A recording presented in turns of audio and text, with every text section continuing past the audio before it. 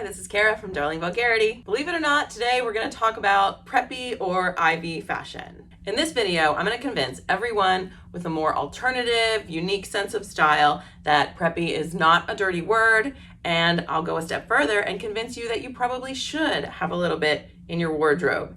And you probably already do. So a little about me.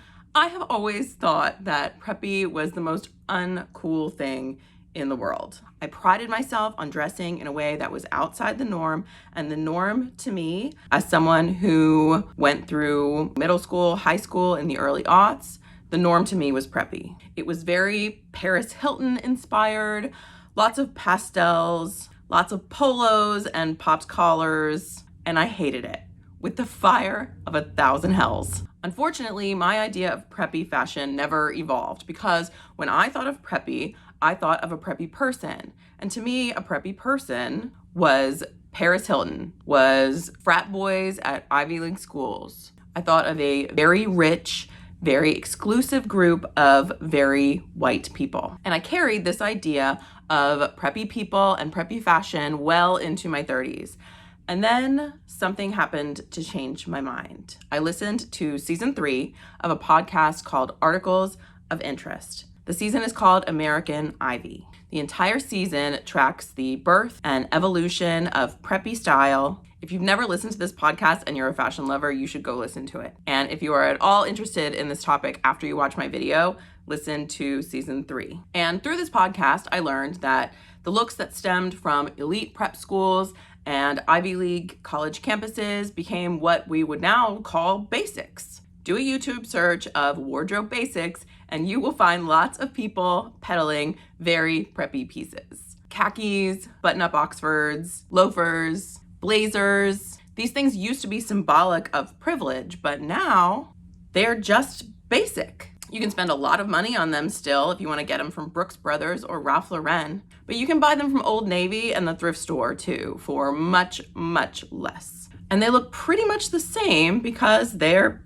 basic pieces. So what this means is a person can show up for a job interview who doesn't come from much money, and they can look just as good as the person who shows up for the job interview who comes from a very wealthy family. And in that way, Ivy or preppy style has democratized fashion, which is pretty cool. Suddenly I was seeing preppy everywhere, and I really opened my mind and my eyes to the parts of preppy that I like dark academia and the aesthetic of so many TV shows and movies in our pop culture, including Twin Peaks, Harry Potter, Wednesday, The Craft. This one's a little bit of a deep cut, but With Honors, the 90s Brendan Fraser movie. And I would go so far as to say that if Winona Ryder was the goth girl of the 90s, Moira Kelly was the dark academia girl. Lately, I've gained such an appreciation for the style that I've been looking up old Ralph Lauren ads for fashion inspiration, which, if you don't know, the old Ralph Lauren ads were really the inspiration for the whole old money aesthetic that's been pretty big on the internet in the last year or so. So today we're gonna put together some outfits that are very preppy, but they're also very, very visually interesting. I've been watching a lot of videos about this subject lately and people putting together preppy ensembles, and there is so much beige. What they're really doing is putting together basic outfits. I'm gonna put together preppy and Ivy outfits. And honestly, I lean a little bit more towards the Ivy look because I enjoy the color palette more. The color palette for Ivy is a little bit darker. It's a little bit more collegiate. You have the maroon, the gold, the navy, the hunter green. The color palette for preppy can be those things too, but it can also incorporate a lot of pastels, and I'm just not into that side of this look. If you're looking for a video about head to toe neutrals or beige on beige, go do that YouTube search for wardrobe basics because this is not the channel for you. So let's go. The first outfit I have on is very prep school inspired. I have the plaid pleated skirt. I have a big cable knit sweater. I zhuzhed up the sleeves a little bit. You can't really see it, but I have a brown Lacoste polo shirt underneath. I've got on some socks and loafers. And when I combine it with my Cambridge Satchel Company bag that looks very collegiate, I have an outfit that is preppy, but also not in an obnoxious pastel 2000s Paris Hilton kind of way. The secret to any aesthetic really is layer, layer, layer. So I could put a blazer over top of this as well, and it's one more layer against the cold and one more layer to add more visual interest to the whole outfit. You can see I rolled the cuffs up again, even on the blazer. One of the points of preppy is not to look stiff. Stiff is preppy gone business casual. True preppy or ivy should look easy. It should look like life comes easily to you. So even though you're adding this and you're tinkering with that, the end result should always be something that looks cool without trying to look cool. And that's when you know you've got it. Okay, we're on to outfit 2. And there are 2 things that I want to mention right now. The first thing is just I'm going to point out again that there should be a very relaxed element to this look. So I've added a tie to this outfit. You can see that it's not tied perfectly. It's very loose.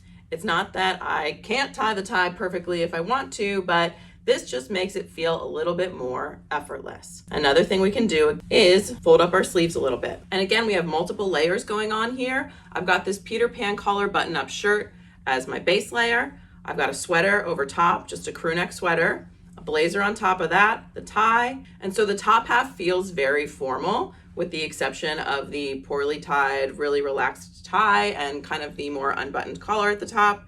So I've paired it with some jeans to just take it all down a notch and make it feel a little bit more effortless, a little bit more relaxed. The second thing I want to note is that this is a very mask style. Almost 100% of the classic ivy and preppy style for girls and women is taking from the boys rack. And if you're into that, then that's awesome. Roll with it. So many women can pull this off so beautifully. I like to add a touch of feminine just to make it a little more personalized, and because I just like adding a little bit of femininity to a very masculine outfit. So with this one, pearls are a really easy way to add a feminine touch to any ivy or preppy outfit. Also, using this Peter Pan collar that actually has this pretty lace lining detail instead of a just traditional button-up collared shirt adds a nice little touch of femininity, I think. And I've paired the whole thing with the same pair of loafers, this time no socks, because again, it just adds a little bit more of that effortless look. And I can always add another blazer on top if I'm going outside and it's cold out. Yes, the layers are very visually interesting, but there's a practical function to them too. The whole ivy look was sort of created at Princeton University, which is in the Northeast. And a lot of Ivy League schools are in the Northeast. A lot of very elite, expensive prep schools are in the Northeast. So you layer because 1, it looks cool. 2, because you probably have a dress code to abide by and you're trying to make it more yours and personalize it a little bit more. And 3, it's cold out. You know, you're walking outside from class to class. You're maybe going to a sports practice. I live in the Mid-Atlantic. It's pretty close to the Northeast. There's snow outside right now, if that tells you anything. I love a layered look, not just because I think it looks really good, but because it is very practical for where I live. For look number 3, we're gonna keep the jeans on and go for kind of an off-season in the Hamptons look. A little bit nautical. I have switched out my little Peter Pan collared feminine button-up for a more classic white button-up shirt. I've got my nautical striped sweater over top. It's just a navy and white striped crew neck sweater. Same jeans, just straight leg jeans. They're probably mid-rise. I'm wearing my hunter boots because we can expect that it will be wet and probably raining in the Hamptons this time of year. And I'm gonna top it all off with this amazing shawl collared sweater from Ralph Lauren. I almost forgot I have my scarf on underneath of the collared shirt just to add that little touch of femininity. I am proud to confess that like 90% of what I've worn for this video came from the thrift store, or I got it secondhand on Poshmark. This sweater is from Goodwill. The collared shirt I'm wearing is a little church thrift store down the road from my house. But this Ralph Lauren sweater was a bit of a splurge. It was much less of a splurge than it would have been full price. I don't have the means to pay retail for new Ralph Lauren stuff. I saw this in the men's section at a Nordstrom Rack, and it was just so campy and fun that I couldn't resist it, especially when I saw the original price versus what they had marked it down to. I went ahead and got it. It was still on the expensive side, but I just think it's such a fun sweater, and so it inspired me to do a little bit of a nautical look for outfit 3. So the last outfit leaned a little bit nautical. We're going to use the same bones to make an outfit that leans a little bit equestrian. So I'm keeping my white collared shirt and my scarf. I replaced the jeans with a pair of khakis. We're going to add an argyle sweater vest over top of this, put on our riding boots, and we'll get our tweed blazer back in the mix. There's often a rugged outdoorsiness to the preppy or Ivy style because historically these are the people who could afford to do things like buy sailboats and ride horses because they had enough money to own a horse. Those things unfortunately have not been democratized in the way that fashion has. But maybe one day we will all have access to a horse that we can learn how to ride. Wouldn't that be cool? Or a sailboat. I would love to learn how to sail. I've ridden a horse before. It's terrifying. I'm more the let's go camping kind of outdoorsy than the let's get on a giant creature and try to control it outdoorsy. Okay, and we have our next outfit. For my next outfit, I'm gonna go a little bit punk because I think punk takes a really fun, subversive approach to preppy, and then preppy kind of takes it back and plays on it a little bit. For two ideologies that seem very opposite, they have this really fun exchange. So this is a Lauren by Ralph Lauren plaid suit. I did buy this secondhand off of Poshmark, off of someone who had bought it through Nuuly. So it was a Nuuly rental for a long time. Somebody bought it. I guess they didn't like it. I bought it from them. So it's very, very, very secondhand, but it's still in great shape and I love it. I just love the look of this suit. And I'm pairing it with this amazing polo that I found at Goodwill the other day that I am so excited about. You can see it has this skull and crossbone motif. There was actually a white one and this black one in the men's section at the Goodwill, and I bought them both. For those of you who don't know, Ralph Lauren, who is like the king of preppy and Ivy and English countryside style, had a label for a while called Rugby by Ralph Lauren. Rugby was a little bit more subversive to the whole Ivy trend. If Ralph Lauren creates worlds, the world of rugby was the rugby scene at an Ivy League college. It still had all of the preppy elements, but it had a little more grit. So at a time when brands were doing these cutesy little, lobster or sailboat motifs on their clothes,